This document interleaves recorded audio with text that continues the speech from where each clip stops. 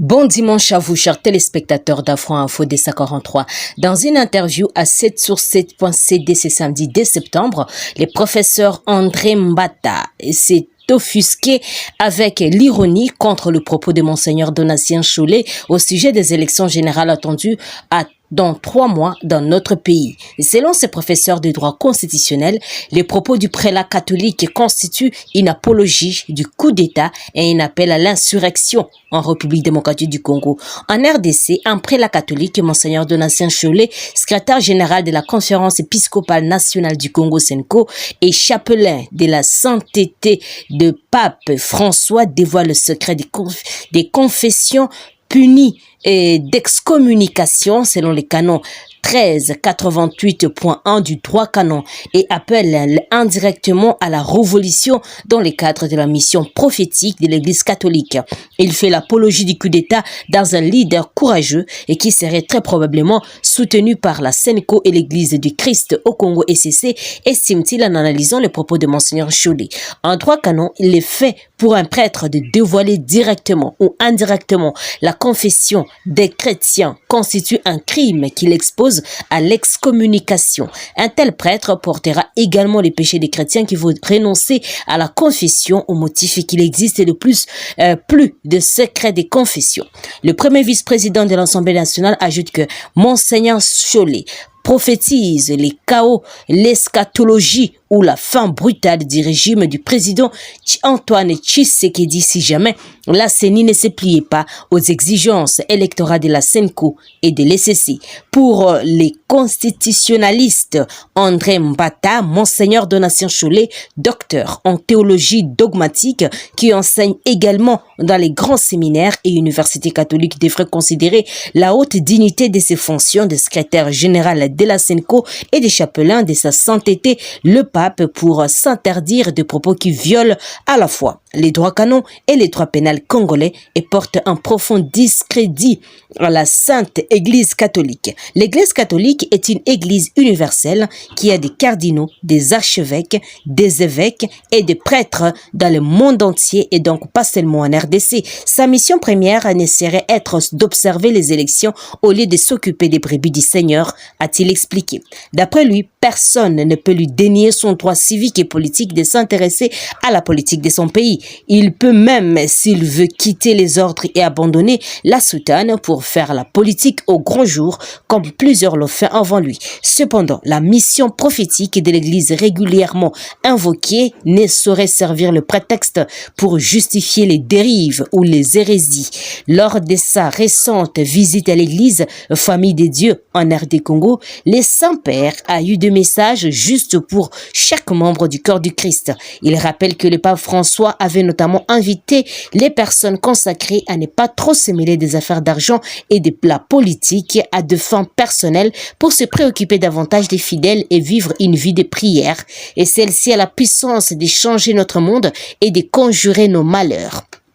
Ainsi, un homme ou une femme de prière ne saurait devenir un prophète de malheur pour son peuple et pour son pays, soutient-il. La bonne nouvelle du royaume que nous avons reçue de notre Seigneur Jésus-Christ ne saurait non plus être une nouvelle de haine, du chaos, des malheurs, ni du désespoir, comme la Senko tend à nous faire croire depuis un certain temps à travers son porte-parole et un certain de ses prélats. Le temps est venu pour le chrétien de prier davantage pour eux, a-t-il conclu. Pour rappel, Donatien Cholet, lors d'une interview accordée à la radio Top Congo, exprimait sa crainte concernant une probable révolution qui n'attendra qu'un leader courageux si la CENI ne comprend pas la pertinence des propositions lui formulées par les évêques membres de la Senko, note 7sur7.cd. Goma, chef-lieu de la province du Nord Kivu, endeuillé et plongé dans les chocs suite aux événements tragiques du 30 août dernier, attend avec anxiété que toutes les lumières soient faites sur ces incidents. En réponse à cette tragédie, une commission interministérielle instaurée par le président de la République, Félix Antoine Tshisekedi, atterrit à Goma le samedi 2 septembre. La composition hétérogène de cette commission, impliquant le membre influent des divers ministères clés, témoigne de la gravité avec laquelle le gouvernement aborde la situation. Sa mission toutefois est claire et établir le fait et rétablir la conscience. À son arrivée, Peter Kazadi, vice-premier ministre et ministre de l'Intérieur, Sécurité et Affaires coutumières, a assuré « Nous n'avons pas intérêt à cacher quoi que ce soit. Toute la vérité sera connue. Toute la vérité sera dite à la communauté nationale. Un engagement nécessaire à ces heures où la vérité semble être la seule antidote à la douleur collective et la gravité de la situation est encore accentuée par l'arrestation des 143 détenus civils dont certains mineurs, tandis que les tribunaux militaires de Goma s'activent pour juger ces présumés instigateurs. Une question persiste: qui sont les véritables coupables? Lors de la récente réunion du Conseil des ministres à Kinshasa, le président Tshisekedi n'a pas caché son indignation face aux violences. Ces mots trachant comme des larmes ont résonné dans les cœurs de la nation. Ces événements sont incompatibles à la vie en démocratie. En insistant sur la nécessité d'une justice éclairée, le président a redonné l'espoir à une population meurtrie. Pourtant, malgré la mobilisation du gouvernement de Goma, reste une ville en deuil. La douleur des familles disparues est palpable.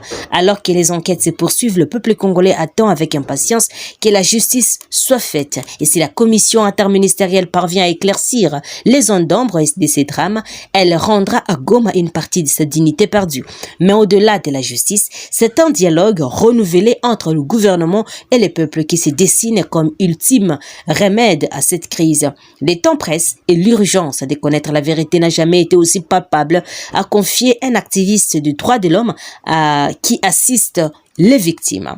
Autre nouvelle, en pleine tension géopolitique et à l'approche d'échéances électorales cruciales, la RDC accueille du 4 au 8 septembre Didier Reynders, le commissaire européen à la justice. Au cœur de sa visite, la coopération entre Bruxelles et Kinshasa, la sécurité dans l'est de la RDC et la perspective des élections de décembre. Depuis près de 2 décennies, l'Union européenne accompagne la RDC dans son effort de modernisation du secteur judiciaire et le soutien s'est traduit notamment par un appui institutionnel visant à améliorer le gouvernement et le fonctionnement de la justice. Cet engagement européen reflète un enjeu crucial: répondre à l'appel de la société civile congolaise en quête de justice et de transparence.